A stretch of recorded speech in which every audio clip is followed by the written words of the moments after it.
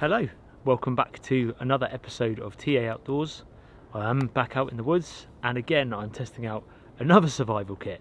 This time gone up in price again from last week, and it is now the £200 or roughly £200 Essie Mess Tin survival kit. So it's the same brand that I used last week, except last week was the pocket one.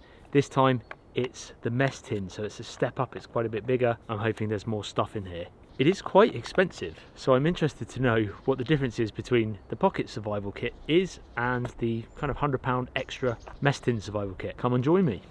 Secured together with a Ranger band, quite a good one, with the website on there and things like that, but that's ideal, could be used for fire lighting, all sorts, securing a tripod together. And then there's this tape, what I would call in the UK electrical tape. I guess it's like a vinyl tape.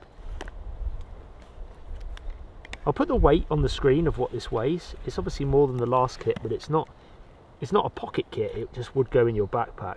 Repurposed into cordage and starting fires, etc. First thing standing out on the top is a knife, the Rowan Candiru. So this is one of Essie's actual knives that's made, I think these are made in the USA. Pretty sure this is responsible for about $50–60 worth of what's in the tin. I think that's what this costs. It feels good quality, but it's nice because where it's hollowed out in the handle, it actually makes it more lightweight to use and makes the tin lighter itself. Again, about 2.5 inch cutting surface on the blade. It's got that classic Essie grind to it, which I really like. I think they're really decent knives. There is some jimping on the top here for thumb grip. You can get right next to the, I call it the choil, up here to help you choke up right on the knife like that. Get a good grip for feather sticks, etc. This would be brilliant for, you can see there's actually a fish there with a fish hook. I was going to say this would be great for skinning fish, this type of knife. Comes with a nice sheath as well, which clicks in. There's holes for lanyards and for your belt clips as well. Quite a reflective lid as well. What's in this bag? Cordage. This looks a bit more like paracord. It might be Kevlar cordage. It's very thin, but there is tons of it. Then we have, you guys have seen this in the last episode, but this looks like more. These are water purification bags. There's 2 of them, and these are litre. Do you know what? These look possibly a bit bigger. No, these are the Whirlpack. If you guys want to see me using these with water purification tablets, I did it in the previous episode at the lake I camped by, so I'll link that in the description below.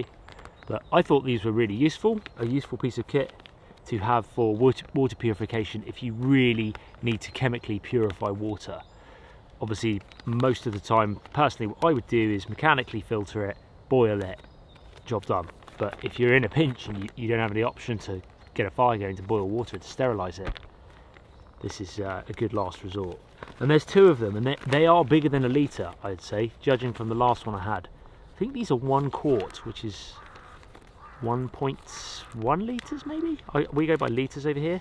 Always good to have in a kit, these. I think they're used a lot in the medical industry, Whirlpack, for medical samples, sample bags. Next up, this looks like the same as last week, the Suunto compass, which is a great step up from the button compasses. Not the top of the market ones, but much better quality than the button compasses. A good roll of duct tape, plenty of it. We did fire and stuff with that last week, but that's always handy to have for repairs and fire lighting. This are water purification tablets, but this time this small jar of them. There's 50 tablets in this. So to put that into perspective, last week there was 10 tablets provided with a 1 litre Whirlpack bag, so 10 litres of water that I could purify.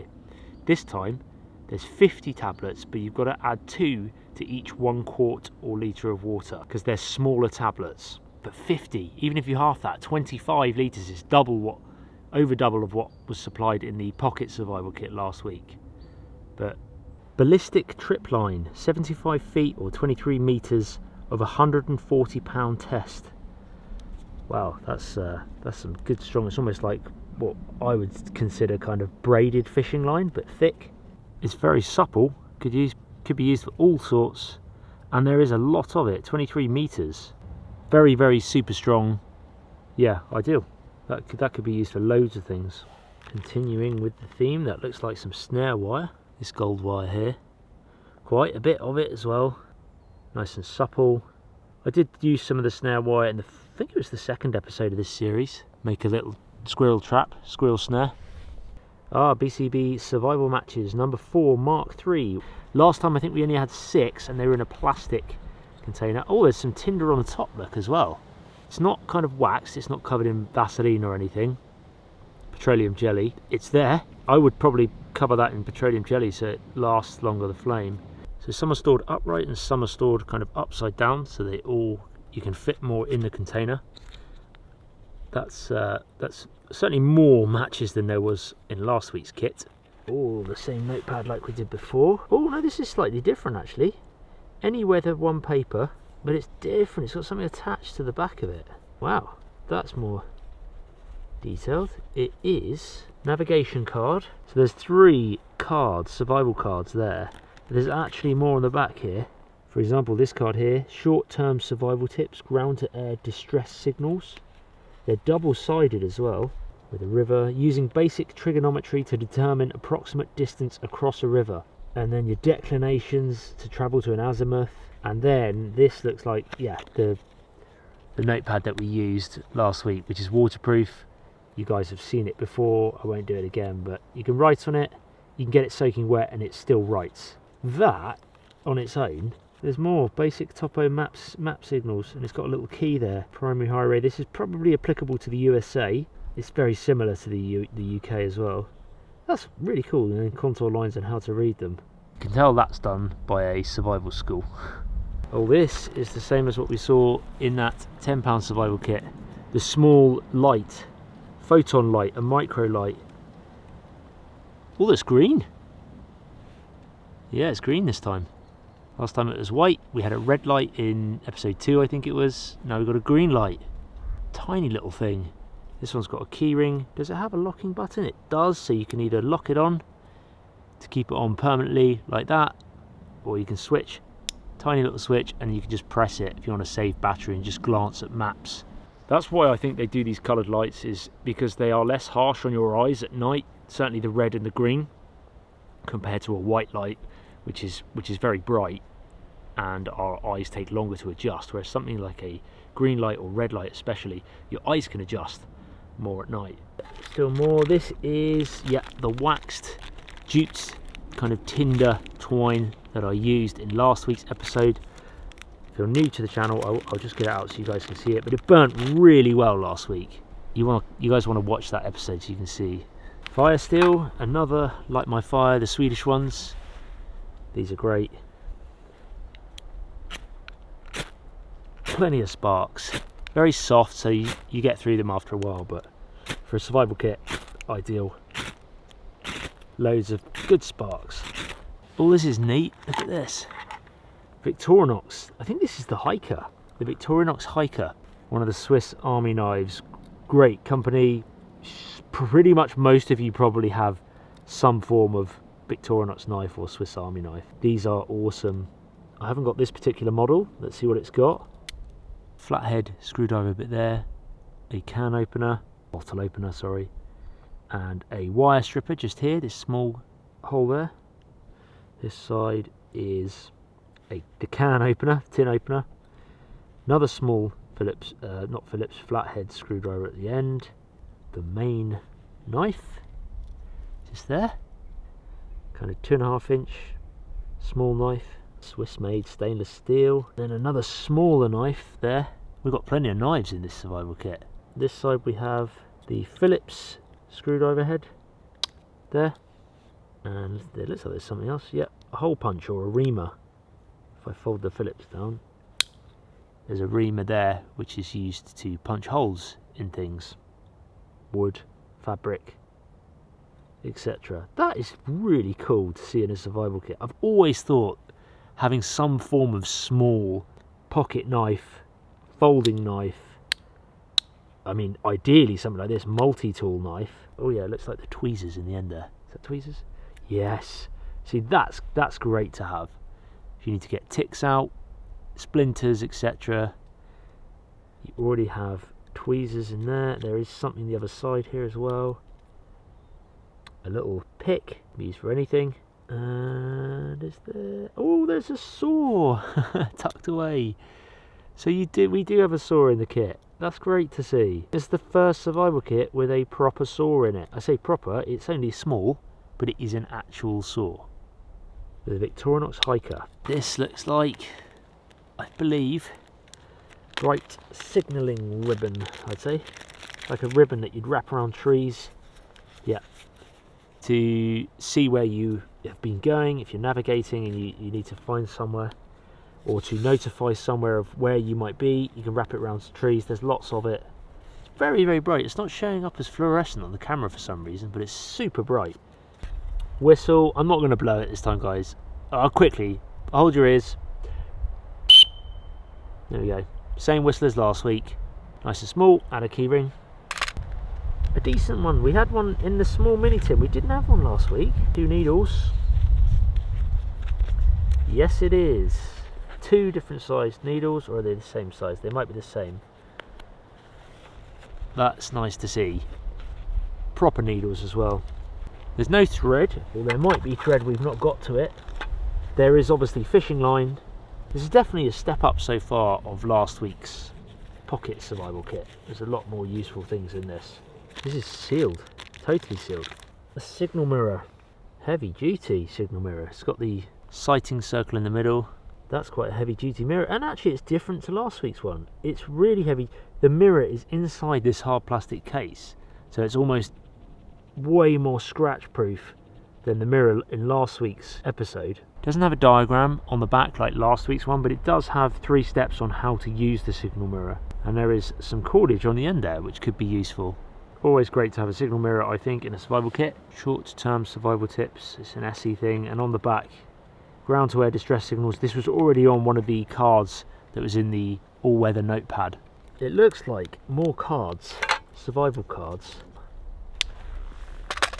So this looks like all-weather cards. They are waterproof. They're basically like a credit card, and there's loads of survival tips on them. Basic traps and snares. There's a figure 4, zoomed in one of a figure 4, basic twitch up snare, and a spring pole snare. 4 different traps. Oh, that's determining the approximate distance across a river. E&E, so that's escape and evasion. Camouflage, here's how to apply it. Azula gear, survival tips. Escape and evasion tips, there's more tips here, look. Best escape chance may exist during the initial capture. I'll let you guys screenshot. International Morse code, that's a good one to have. I like that. Then we've got basic navigation and basic survival tips, what to do if you're lost, shelter, signalling, fire building, water, for those that don't know. They're handy to have, those. Be good if there's a little container in them. What's this? Is that for them? A Fresnel lens comes in this little handy carry case. I'd want to put these cards in there too. I know you don't want to scratch the Fresnel lens on its own, so it's probably not best, but like that, that's just a bit handier. More of them again, ground to air signal. There's so many tips on these things. Last bit, and this looks super good. This is the basic fishing kit, the basic version, but it's the biggest fishing kit tin I've seen. It's a tin within a tin. It's got that same vinyl, that same electrical tape around the edge. You can reseal it.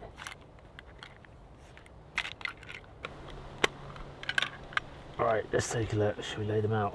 Okay, I would say this is one of the most comprehensive fishing kits yet. It was a slightly larger tin than the one we had with the mini kit, which I was really impressed with, the super mini £10 kit. That was literally, the whole kit was in a tin about this big. However, firstly, the soft plastic lures are all in plastic cases separated from each other. When they're all touching, if you leave your kit for ages over time, they just melt, fuse together, and they go all gunky. But B, they're already, each one is already on a jig head with a weight and hook at the front and eyelet to tie your fishing line to, so you're ready to go pretty much straight away. A lot of the other ones, the lures are separate. You have to then put them onto the hook, and they don't actually have jig heads in them. This is the first one that I've had that has a jig head in it, which I think is brilliant. So you've got that soft plastic one there, you've got a white grub one here, and a fly, an actual fly for if you're wanting to try, if the fish are really quite tricky to catch on soft plastic lures, you've got an imitation fly here, great for trout and things like that. So that's really good. The floats or bobbers are super bright orange, really easy to see, and they're of a decent size. so that if you're fishing in fast water or rippling water, it's quite hard to see afloat, they're nice and bright. I like that. There is tons of fishing line. I'll put the breaking strain on the screen now, but there's loads of it. I can see it's really quite thick. This is really good. Look how many hooks there are. 1, 2, 3, 4, 5, 6. Finally, 6 hooks is so much better than the 2 that you kind of normally get. Because once you've snagged one and lost one, you're then relying on one fishing hook to catch you something. And if that goes, you've got no hooks to catch you fish. You have to come up with a different method. So to have that many with lots of different sizes as well, there's about 4 different size hooks there. I think that's really good.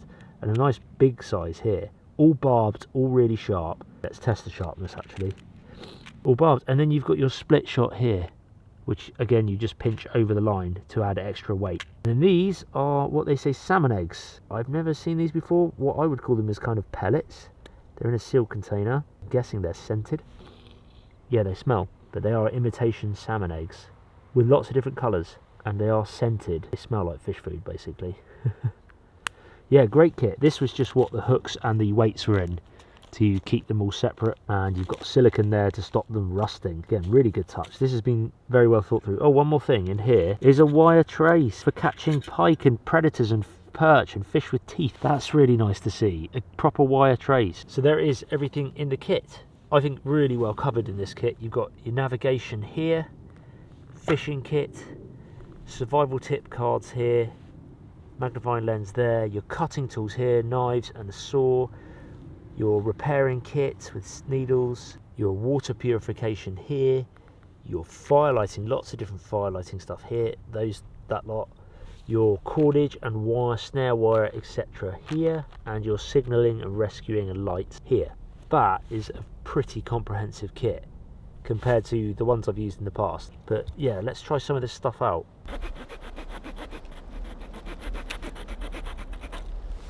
Love the saws on these.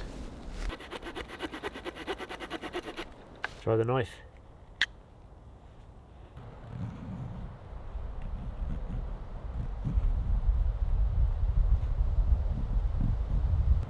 Cool, it makes some good curls. And this is a rubbishy piece of wood.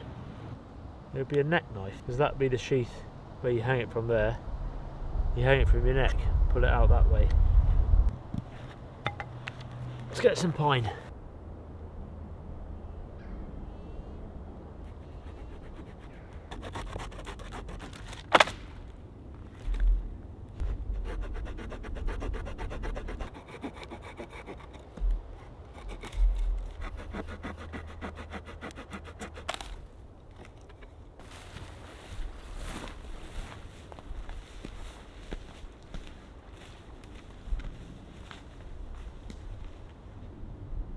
So I've just used some of that black cordage to make a necklace, because it's a bit more of a neck knife from the kind of way it's designed to just sit like that in the sheath, and then to put it out it's more accessible than on the hip.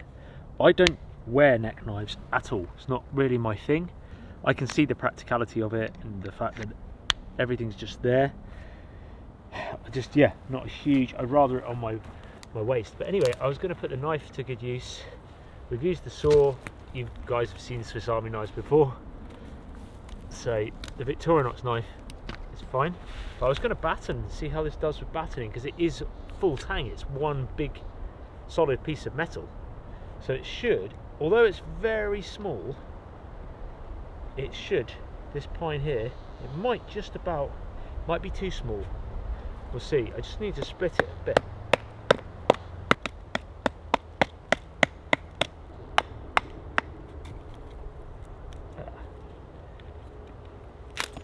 There we go. Just to get to that dry inner wood, that's where it's so ideal in wet conditions. The whole knife to be able to go across. I just wanted to bash the knife around a bit. So I've never owned an Essie knife before. I've heard good things about them.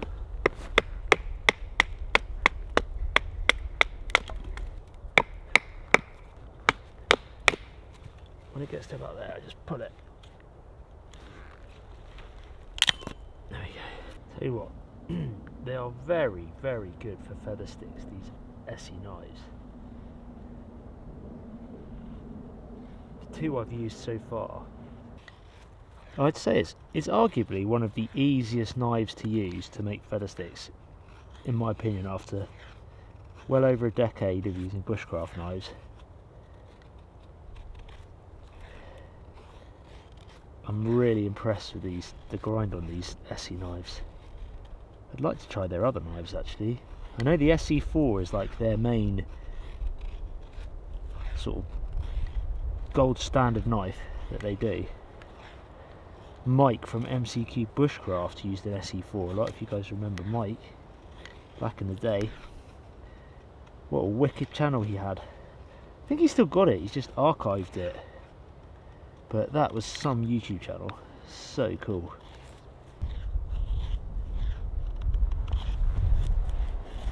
It's actually due to rain a little bit, but the sunset is in an hour, just over an hour and 20.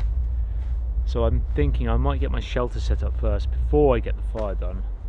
That way if it does start to rain, I'm all prepared and I've got, you know, cover to chuck my gear under. So I think I'm going to do shelter first, then we get fire and we do food. This is the current area of forest that I'm in.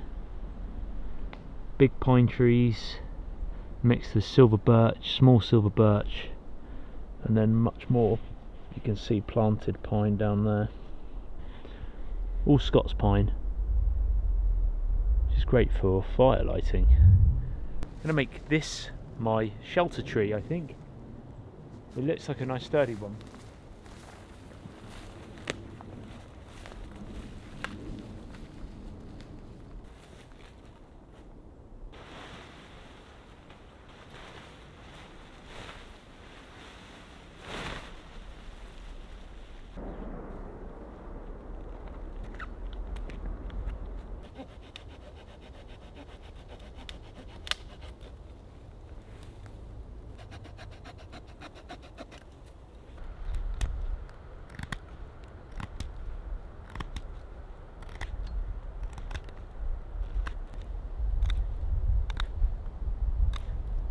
Not bad.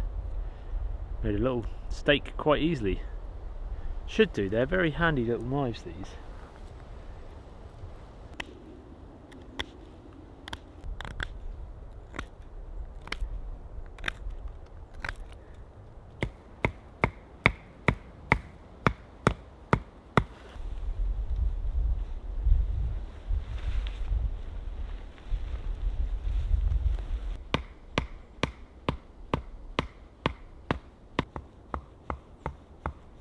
Keeping it kind of simple really. Plough point, slightly not how I would normally set it up, but kind of a quicker way. I just find plough points easy. It's just one tie around the tree, peg out a number of the corner points. If you have it higher up the tree, you can have it steeper. If you have it lower, you can get more room underneath if it's really strong winds. Very simple shelter. You can kind of set it up how you want, as long as you set it up with one of the diagonal points at the top. Rain's going to run off that fine. The bugs are about though. Oh, it's annoying. It's October. Come on.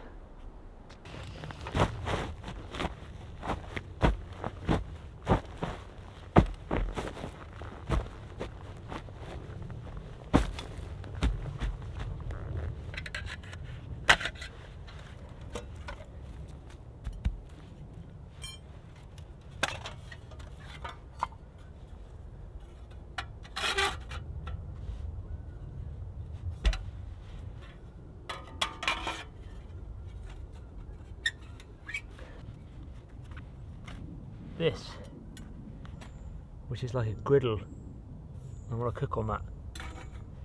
It sits there, I think. Yeah, like that. I just want to use that tonight. That's the plan.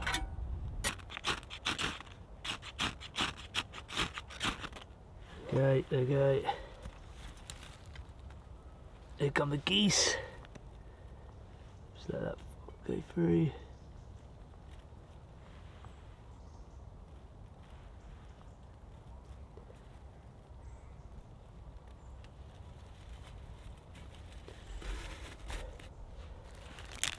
Stick those in there.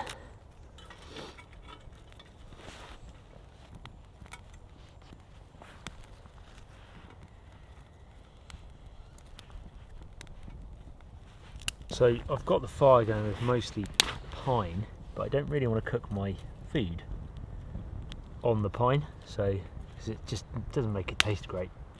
So I've got some birch here, silver birch. Gonna now start building it up with that, just because it will taste quite a bit better. There you go.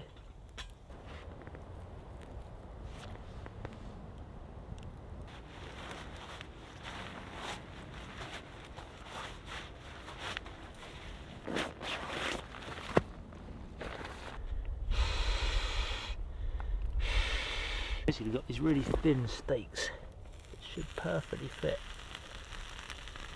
on there. I've wanted to use it for ages, that particular grill.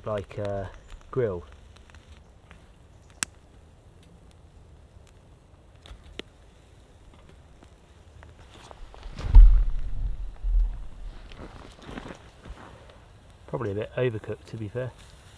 Yeah, a little bit too much. But my first time using it, and the flame's a bit aggressive. Let me try and poke that flame down without losing the grill. That's not actually as chewy as I thought the steak would be.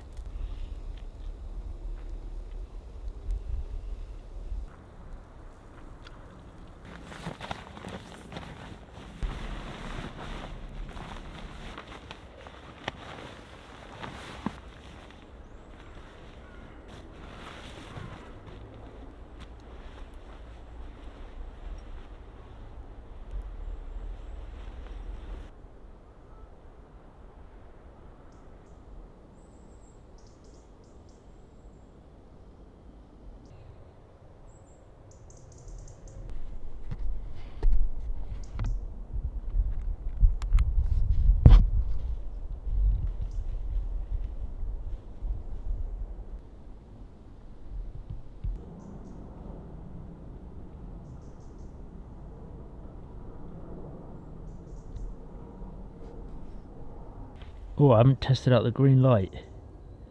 Oh, nice. That is good. Definitely less harsh on your eyes at night. And a fairly good area too that it covers. That's actually the better of the lights that I've had that look like this, these little keyring lights. Yeah, it's definitely less harsh on your eyes. Like, I can turn it off. My eyes have adjusted a lot quicker than they would with the white light. I think red is meant to be the best for on your eyes, like harshness. But yeah, that's cool. Spooky. Halloween's coming, folks. Ooh. Everyone loves to do this when it's cold.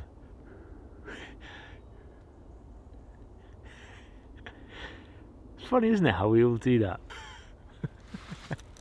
Don't know why we do it, just to show how cold it is. Anyway, I like that. That's neat. Well, the wind has died down, which is a good thing and a bad thing. Good thing because there's less noise in the woods, so it doesn't wake me up as much with the leaves on the trees. And a bad thing because the bugs do tend to come back, and I've not got a big fire. I've only got that little firebox. I will see you in the morning, and we'll test out some more stuff from the kit.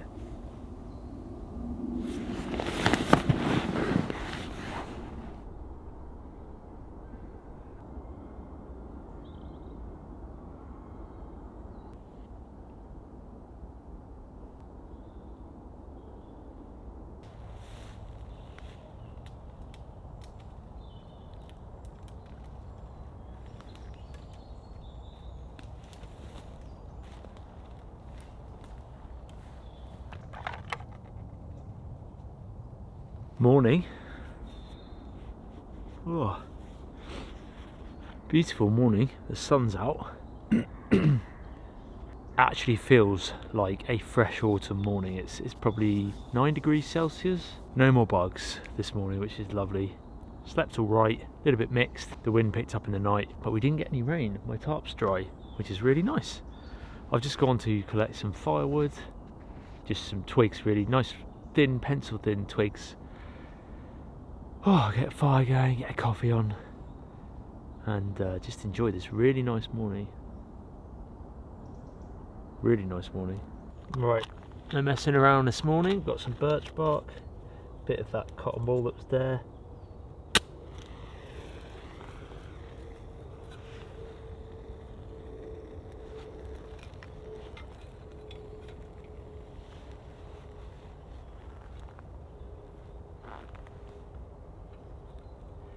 Build it up.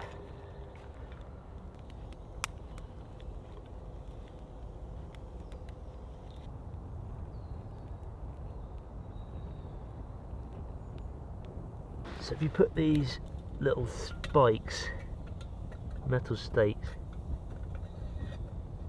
in here, line it up, it's just so your pot can sit on them. And I've got this kind of pot stand here, which I should have put on when it was cold, but I didn't. A little bit wonky, but it is still sat on those metal poles. I just didn't line it up when it was cold, stupidly. So I'm going for the stronger Red On coffee today from the guys at Contact Coffee. This is their 5 out of 5 strength. It's meant to be super strong. And I've only got this small cup that I'm going to have it in. I could have it in the other one, but pretty much they're better than instant coffee, but it tastes like decent coffee, if you know what I mean.